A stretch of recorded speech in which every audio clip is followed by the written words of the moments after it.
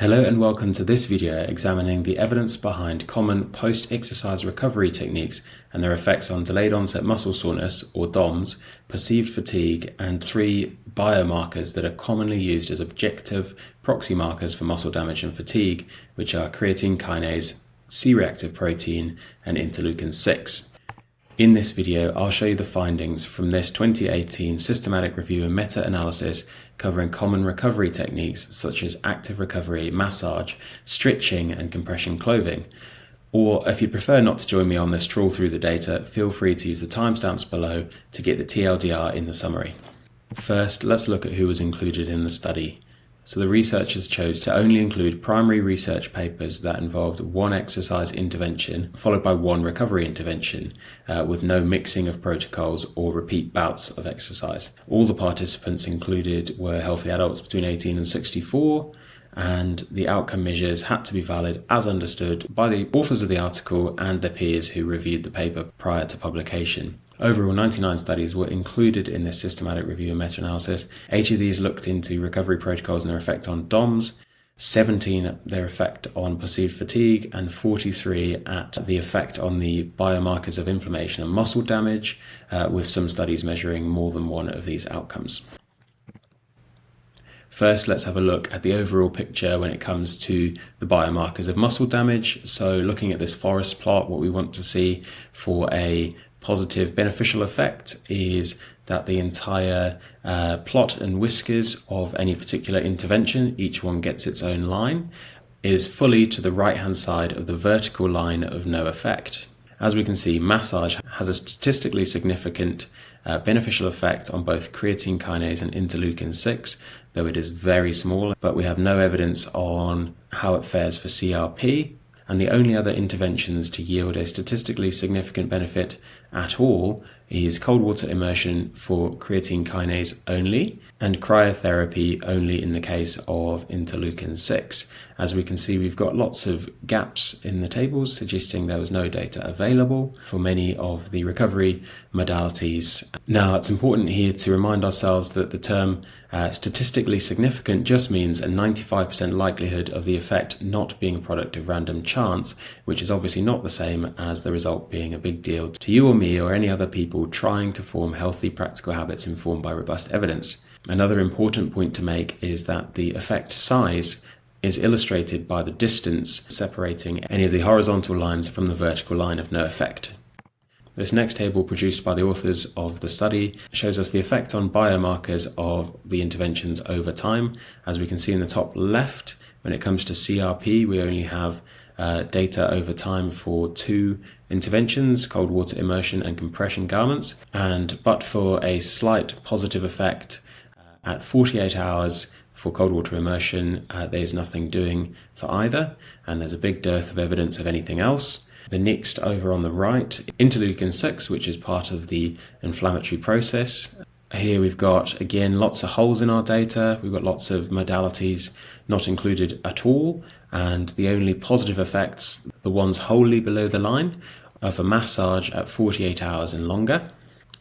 And on the bottom, we've got creatine kinase, or CK. On the upside, we do have a little bit more data. However, many of the interventions have only been studied for the first 24 hours, post-exercise and intervention. And again, the only positive effects we've got are massage from 48 hours and onwards, and cold water immersion at only 48 hours.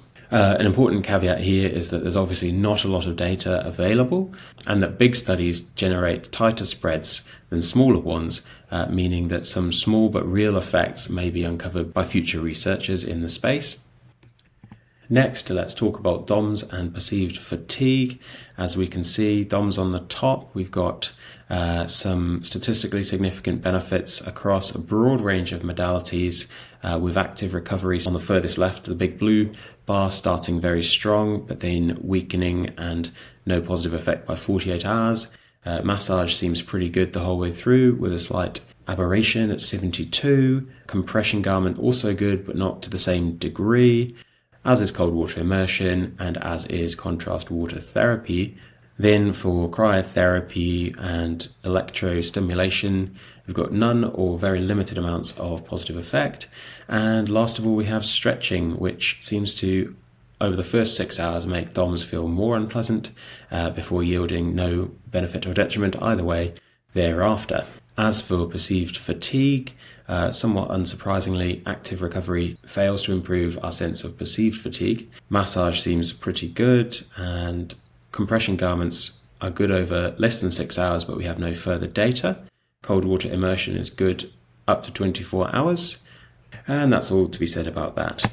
Next, on to some limitations and considerations. Essentially, there's a big paucity of data. There's lots of very, very big, wide sets of whiskers on our forest plots. And these small statistically significant benefits may be hard to detect for some of us. As ever, there's a risk of publication bias. And the last and very important point is that we didn't get any detail onto what the exercise interventions are. So we don't know if some modalities of recovery are better optimized for specific modalities of training, such as resistance training, and others may be better for cardiovascular endurance-based events or anything like that. But if one wanted to break apart the data, they could click through to the primary research papers cited in the systematic review to see if there's any more information on that. That'll be in the video description below. Okay, let's wrap this up with a summary of what the researchers found. Massage yields improvements in 2 of the 3 biomarkers of muscle damage and fatigue measured. Cryotherapy and cold water immersion each yield a positive effect in 1 of the 3. None of the modalities measured worsen any of these biomarkers. Active recovery is short-term useful for DOMs, but not perceived fatigue. Massage, cold water immersion, and compression clothing all confer small but significant benefits to our experience of DOMs. Cryotherapy and electrostimulation don't seem to alter DOMs much, and both need more data. Stretching worsens the initial experience of DOMs and fails to confer any benefit across any of the other measures explored in the paper. Thank you for watching. I hope that was an interesting halfway house between going too deep into the data and not touching it at all. If you enjoyed the video, please consider liking and subscribing. If you'd like to help influence how I make these videos in the future, please let me know what you thought in the comments. Bye.